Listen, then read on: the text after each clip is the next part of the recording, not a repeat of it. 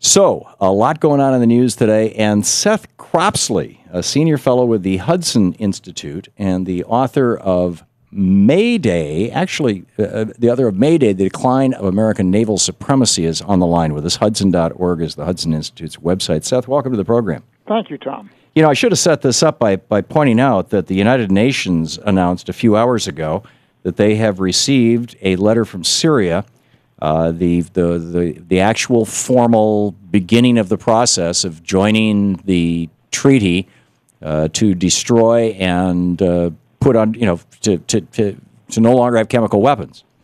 This seems like a really good thing. Does it not? Well, let's hope so. There are a lot of details that have to be answered, questions have to be answered.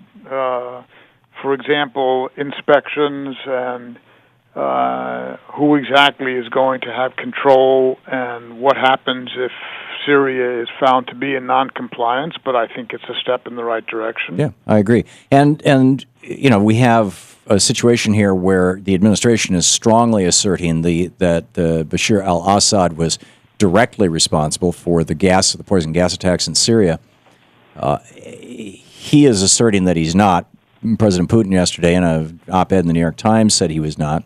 There is apparently, according to the German intelligence service, evidence that it was done by the Syrian military, but by people who were basically trying to sabotage Assad, the Free Syrian Army, or Free Syrian, militia, whatever it's called, that is entirely made up of former Syrian military officers who've fled the country.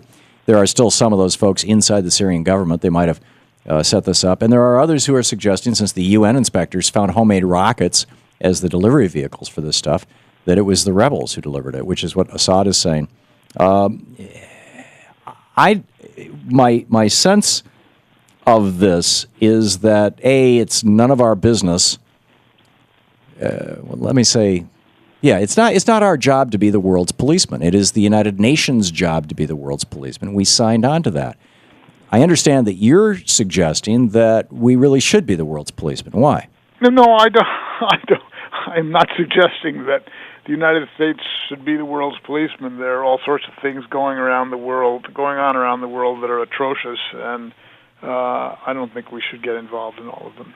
I think hang on just a second. I'm reading this piece. This is a news release from the Hudson Institute. Putin won, Obama zero by his inaction, delay, and clear desire to avoid punishing Assad for crossing the bar against weapons of mass destruction. Obama has continued the retreat from American influence in the Middle East that began with his Cairo speech. You wrote that, did you not? That's correct. Okay, and there's no connection between that and asserting that. And you said his speech last night was the antithesis of church. Those are two different subjects completely. Okay, well, you said Obama's speech last night was the antithesis of Churchill's defiant war broadcasts.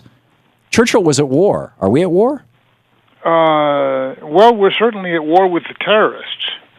And if the United States fails to take action to discourage Assad from using chemical weapons again and thereby encouraging others to use weapons of mass destruction, we'll find ourselves at war eventually. Were we at war with Timothy McVeigh?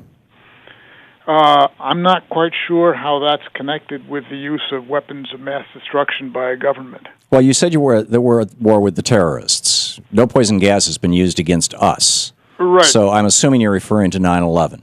No. And other acts of terror, the blowing up of the USS Cole. Okay, then what is it that makes us at war with the terrorists? Weapons by a state. And a state used chemical weapons in this case, and that's a serious question. So we're at war with Syria? No. Okay, you said we're at war with the terrorists. Why? We're not at war with Syria. Okay, who are we at war with, and why are we at war with them? Anything like that from happening. Who are we at war with, and why are we at war with them? We're not at war with anyone in particular. There is certainly a long history going back well over 20 years of terrorists who are trying to destroy the United States. Sure, alter its Terry Nichols and Tim McVeigh among them. To make freedom here questionable, and all of us see that when we go through the TSA at the airport. So there's no denying that. But is that a war? the question of whether it's a war is a legal question. I think it's also a moral and ethical question, isn't it? Is that we are but you are criticizing the president for that we don't want done to it, and if we subject ourselves to that, then we are in for the consequences over the long term. You're criticizing the president for giving a speech which you say is the antithesis of Churchill's defiant war broadcasts. You acknowledge you wrote that. I said, okay, who are we at war with? You said we're at the war with the terrorists. I mean, there are rules for war. There's declarations of war.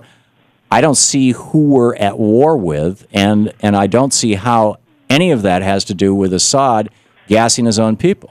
Well, my criticism of the president's, a part of the president's speech, was that he emphasized the doubts that Americans have about the use of force. I think that that's a mistake, and that if he's going to demonstrate the leadership that he says he's interested in showing, that he would talk about foremost the risks that the United States runs both to itself and to its alliances of allowing weapons of mass destruction to be used with impunity. But that's not our job. In other words, we are the world's policemen. I mean, I thought that was the United Nations job. I thought that Obama was channeling George Washington. Avoid foreign entanglements. I see. And if the United States retaliates against an attack on its allies, well, that's a whole different thing. That's a whole different thing. The people of Syria are not one of our allies. We don't have a treaty with them. One use of force does not a war make. Well, in the 1980s when Ronald Reagan was president, Saddam Hussein regularly used poison gas against the Iranians, and Ronald Reagan helped him. Well, that's sort of changing the subject. In the 1980s, no, it's not changing the subject. You're saying if somebody uses poison gas, they're our enemy and we're supposed to go after it. That the Gulf of Sidra was part of their territorial waters.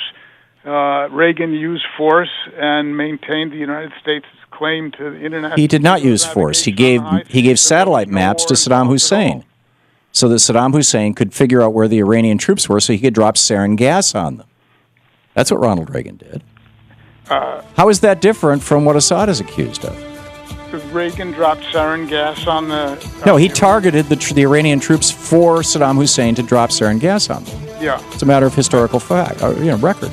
I still don't think that you've made a convincing case that Obama is taking us to war. No, I haven't. I hope he's not. That's my point. I don't think he is either. Okay. Well, on that point, we'll Seth Cropsey, Hudson.org. Thank you, Seth. This is the Thom Hartmann Program. So, are we at war? With whom? How? Why? When?